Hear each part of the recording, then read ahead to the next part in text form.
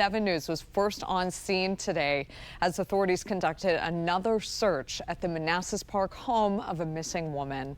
Mamta Bhatt has not been seen for nearly a month now, and her husband is now charged with concealing a body. Mamta's remains still haven't been found. 7 News' Rebecca Turco has been out at that home all day. Rebecca, you've spoken with authorities as well, and you've learned there were other people who live at that home. The chief tells me the basement here is actually being rented out. Now, he doesn't know exactly by how many tenants, but neighbors tell me that it's a family that's living here. So, of course, people are wondering whether that family saw anything, whether they heard anything. Now, police spent about 3 hours at the house here searching the home. Earlier, we saw authorities take a search dog around the property and inside the home. Police have been really making their way throughout the property, carrying gear to gather additional evidence. Mamta Bhatt has been missing for about 4 weeks now. The chief tells me they conducted another search warrant today for additional evidence, but he can't disclose what evidence they were looking for at this time. And several search warrants have been executed at the Bhatt's home, but Mamta's body has not been found.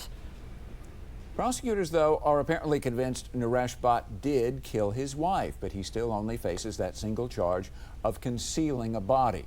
Legal experts, though, say he could still be convicted for his wife's murder, even missing that key piece of evidence. And 7 News reporter Rebecca Turco joining us now live from the courthouse, where, Rebecca, you just got your hands on some new documents, and you also spoke with a former U.S. attorney who says there's precedent here. Yes, lots happening really in just the last half hour. We just got our hands on dozens of pages of those court documents, which shows some of the evidence that police found at the home, pictures of what appears to be dried up blood in certain rooms. And we're going to keep combing through those pages of documents in the meantime. But first, we want to tell you what this legal expert had to say as far as precedent here involving this case. As Naresh Bhatt sits behind bars, his public defender is working to speed up the case, arguing the 37-year-old is charged with concealing a body when the body in question is nowhere to be found.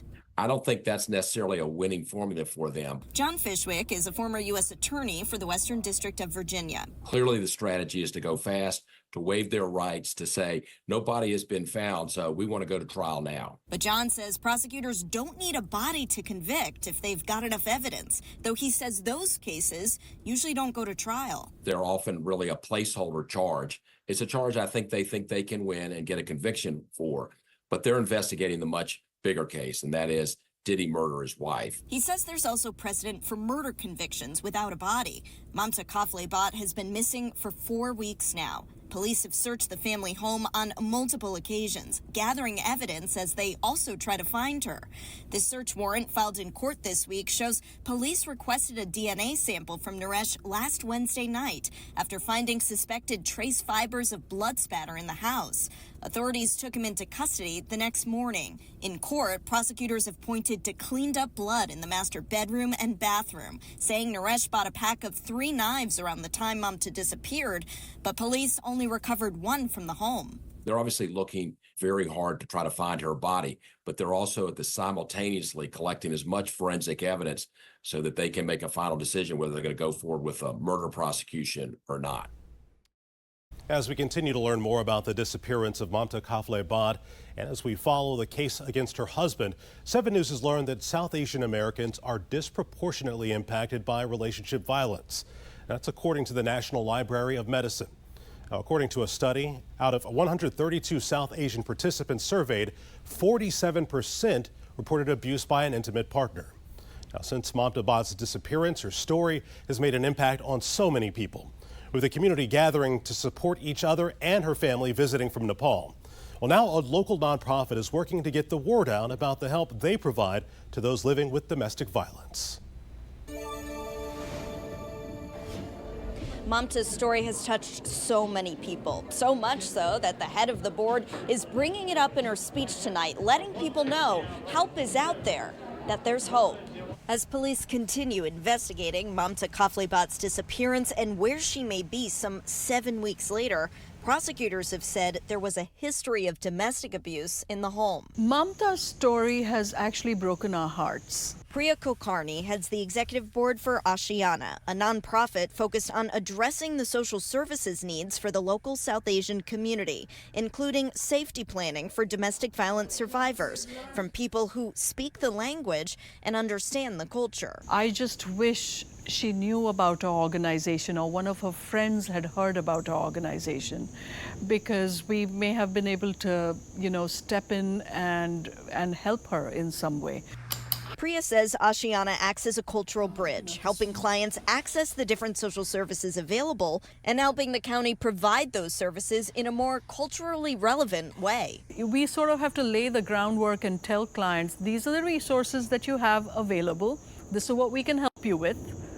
And we're going to take things one at a time. We're going to deal with one issue at a time. She says Mamta's story has rocked the local South Asian community, bringing the issue of domestic violence to the forefront. This is just the top of the mountain that we are seeing above the horizon, right? This is the little tip that we're seeing.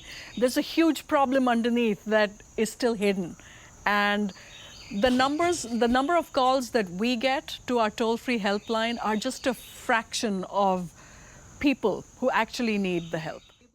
Well, we could get a glimpse at some more of the evidence that's going to be submitted for trial at this pretrial hearing. And remember, this is all happening so quickly, at least from a legal standpoint, because the defense was granted a speedy trial. Just help us in this tough time. That was Naresh Bhatt as a free man back in August, asking people for help some 2 weeks after his wife Mamta Kafle Bhatt disappeared.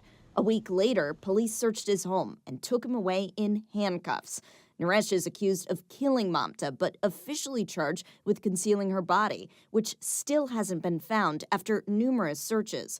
Prosecutors have painted a bloody picture of her death, outlining Naresh at the center of the cover-up. The defense has argued his innocence, saying Mamta could still be missing. Now Naresh is due back in court Wednesday, ahead of next month's trial. There may be more indications of how long the trial is going to last, how many witnesses there are going to be. John Fishwick is a former U.S. attorney who now does criminal defense. He shares what we could expect at the pretrial. May start to get an indication of, will the defense put on any evidence? Will Mr. Bhatt testify? They don't have to tell you that at the pretrial conference, but I think they'll be able to read some of the tea leaves about how the trial is going to go, how long it's going to last, how many witnesses there'll be, and are there any other motions. John says some of the sealed evidence, like employment records, could end up coming out in trial. I'm sure the Commonwealth is trying to build a tight timeline of all of her movements and all of Mr. Bhatt's movements to show when they were together and where each of them was while she was alive. Naresh Bhatt was arraigned this morning on the new charges, but that also slows the legal process down. 7 News reporter Rebecca Turco is joining us live from the Prince William County Courthouse. Rebecca, a lot happened during a brief hearing. Please walk us through what you witnessed there in the courtroom. Yeah, well, today the judge approved combining both cases into one trial. So that means that the concealing a dead body charge as well as the murder and defiling a body charge will all be in one trial. And with that, Naresh Bhatt waived his right to a speedy trial. So now that means the trial is going to be set at a later date, and the judge decided it'll begin September 8th. The defense requested 16 days to try the case, and the judge blocked out the dates in her calendar. Mamta has been missing since late July. On Monday, a grand jury indicted Naresh on the murder and defiling a body charges. The police chief later confirmed that blood found in the couple's home in August matched Mamta's DNA. Naresh was arrested for concealing her body. His pretrial hearing for that charge was going to be today until, of course, the cases were combined. This is all a mixed bag for some supporters of Mamta. Probably does make sense for the court's time, but for a lot of us, we were anticipating this day since he was arrested. So we are a little disappointed, but we do have faith in the justice system. They know what is best, and we just have to go with that.